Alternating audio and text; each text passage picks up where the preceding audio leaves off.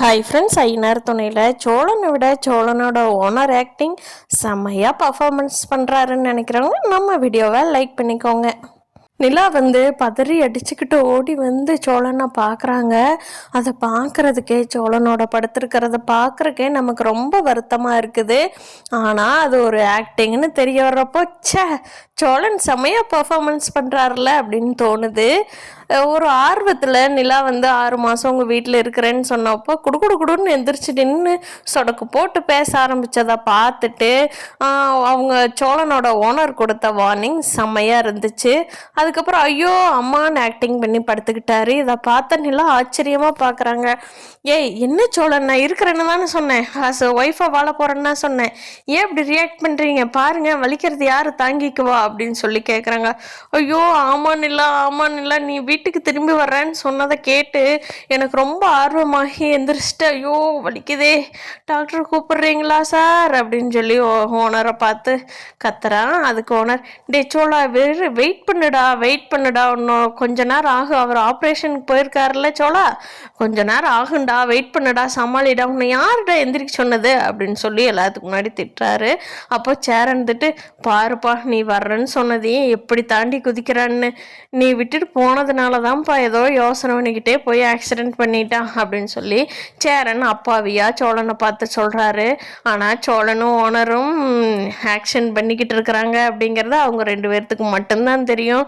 பாண்டி, பல்லவன், நிலா, சேரன் எல்லாருமே ஐயோயோ இப்படி ஆயிடுச்சேன்னு ரொம்ப மனசு வருத்தப்பட்டுக்கிட்டு தான் இருக்காங்க.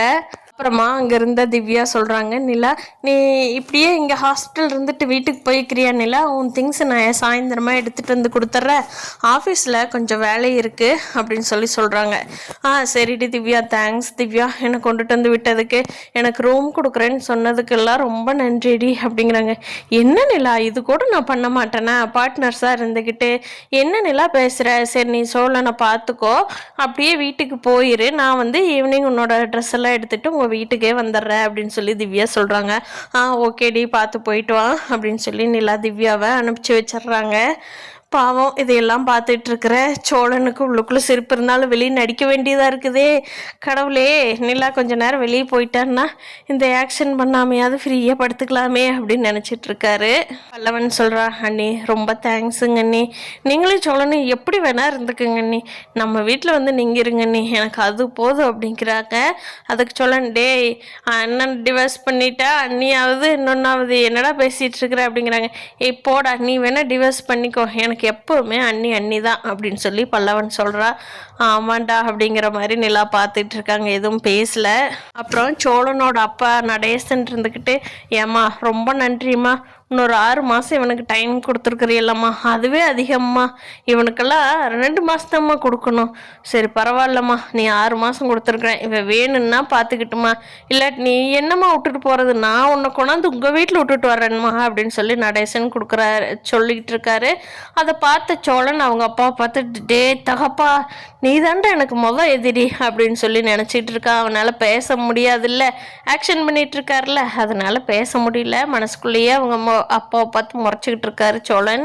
இப்படியோ ஒரு வழியாக போன நிலா திருப்பி ஐயனார் துணை வீட்டுக்கே வந்துட்டாங்க. இனிமேல் கண்டிப்பாக சோழன் திருந்தி சம்பாதிக்க ஆரம்பித்து ஒரு காசையும் பொறுப்பாக பார்த்துக்கிட்டு சேரனுக்கு வாக்கு கொடுத்தாரு இல்லையா, அந்த அமௌண்ட்டெல்லாம் எல்லாரும் சேர்த்து சம்பாரித்து நம்ம சந்தாவை போய் பொண்ணு கேட்டு இந்த மாதிரி எல்லாம் பொறுப்பாக நடந்துக்கிட்டாருன்னா கண்டிப்பாக லைஃப் லாங் நிலா சோழன் கூட தான் அப்படின்னு நான் நினைக்கிறேன். நீங்கள் என்ன நினைக்கிறீங்கன்னு கீழே கமெண்ட் பண்ணுங்கள்.